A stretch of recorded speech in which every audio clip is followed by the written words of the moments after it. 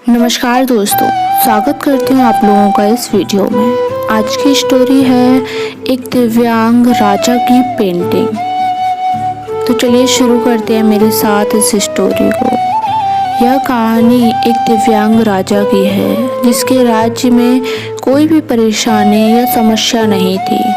सभी लोग उस राजा से बहुत खुश थे और ऊपर वाले से धन्यवाद करते थे कि इतने अच्छे राजा को उनके ज़िंदगी में भेजे हैं। वह राजा दिव्यांग था, उसकी एक आँख नहीं थी और एक पैर नहीं था, लेकिन फिर भी राजा को इस बात का कोई मलाल नहीं था।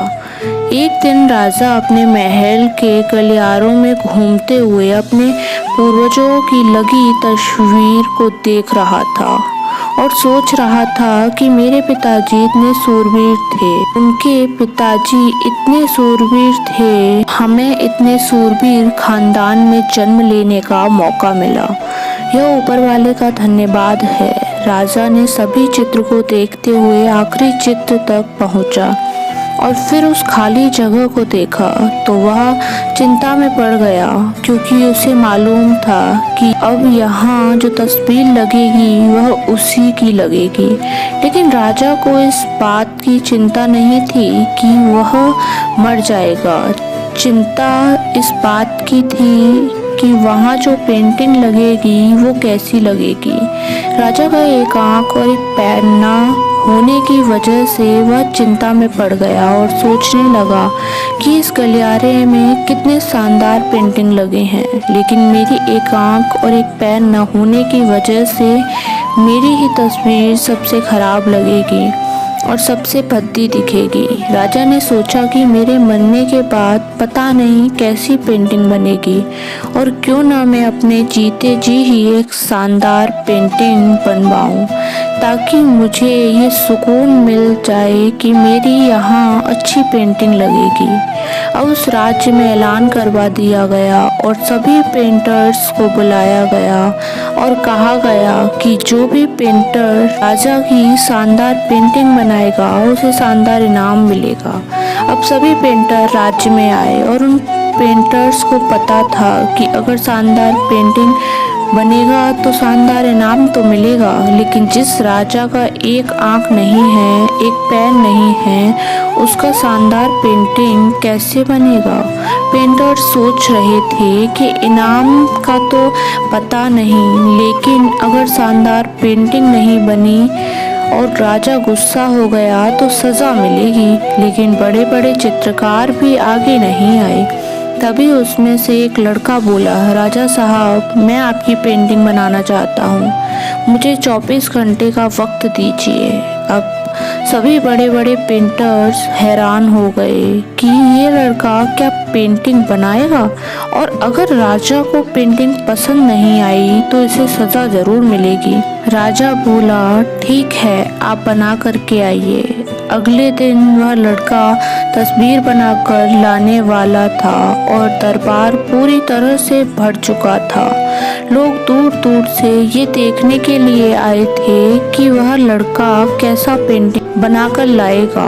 अब लड़का जब उस राजा की पेंटिंग बनाकर लाया तो लोग आश्चर्यचकित रह गए। सब लोग जोर जोर से तालियां बजाने लगे, सीटी बजाने लगे, और जब राजा ने उस पेंटिंग को देखा तो वह खुश हो गया और बोला कि वाह, इससे अच्छी पेंटिंग तो इस पूरे गलियारे में नहीं है। राजा ने उस लड़के को बहुत सारा इनाम दिया। अब आप सोच रहे होंगे कि उस राजा की क्या पेंटिंग बनी होगी जिसकी एक आँख नहीं है और एक पैर नहीं है। कैसा पेंटिंग बना होगा। उस तस्वीर में लड़के ने उस राजा को एक घोड़े पर सवार किया था। एक साइड से उस राजा का एक पैर दिख रहा था और राजा तीरबाजी करते हुए निशाना लगा रहा था, और निशाना लगाते वक्त एक आंख बंद हो जाती और उस लड़के ने उस राजा की वही आंख बंद की थी जो राजा के पास नहीं थी। इस तरह से उस लड़के ने राजा को निशाना लगाते हुए घोड़े के ऊपर सवार दिखाया, जिससे एक आंख बंद और एक ही पैर दिखाया और इसका शानदार पेंटिंग बनाया था कि वह अब तक की सबसे सर्वश्रेष्ठ पेंटिंग थी।